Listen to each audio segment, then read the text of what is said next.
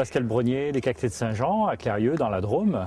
Là aujourd'hui, je vais vous parler un petit peu de plantes succulentes qui ont une particularité de résister très bien au froid. On a des plantes qui tiennent moins 10, moins 15, et donc c'est assez intéressant. Il y a quand même une petite contrainte, c'est que ces plantes-là ont besoin d'être au sec pendant l'hiver. Et comme on est sous des climats où malheureusement les hivers sont encore pluvieux, il va falloir soit bien préparer le sol avant de les planter, c'est-à-dire bien drainer, mettre beaucoup de gravier, du sable.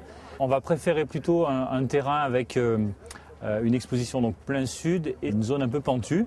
Comme ça, on a un peu de l'eau qui va ruisseler, qui ne va pas rester stagnante, et on est quasiment sûr d'avoir des racines qui restent bien au sec.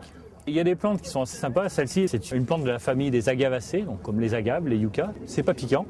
Il se développe donc en faisant donc un feuillage très très fin, et comme les palmiers, il va former au bout d'un moment un stipe, voyez, qui amène beaucoup de grâce, je dirais, à cette plante-là. Alors dans de très bonnes conditions, c'est-à-dire bien au sec, il va pouvoir résister jusqu'à moins 15 degrés.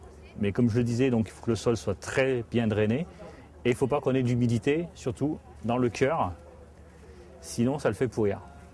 Alors, une petite astuce, il y a donc l'hiver, on le prend et on l'attache, et on va le protéger comme ça, et de façon à ce que l'eau glisse par-dessus et n'aille pas donc dans le cœur. On va faire une petite protection supplémentaire.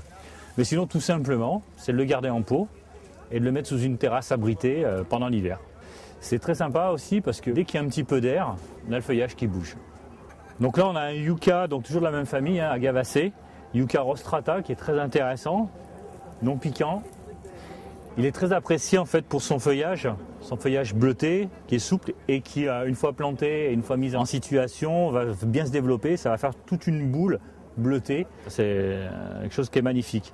Alors, une fois qu'ils sont en pleine terre, on peut avoir à peu près une croissance de 4-5 cm maximum de tronc par an. Donc ça, c'est toutes des plantes qu'on peut aménager en terrain sec, donc pour faire ce qu'on appelle du jardin un peu exotique. Et l'avantage, c'est qu'il n'y a pas besoin de faire d'entretien derrière. Une fois qu'ils sont en pleine terre, et les plantes sont simplement arrosées par les pluies, et le tout, c'est d'avoir un sol toujours bien drainé.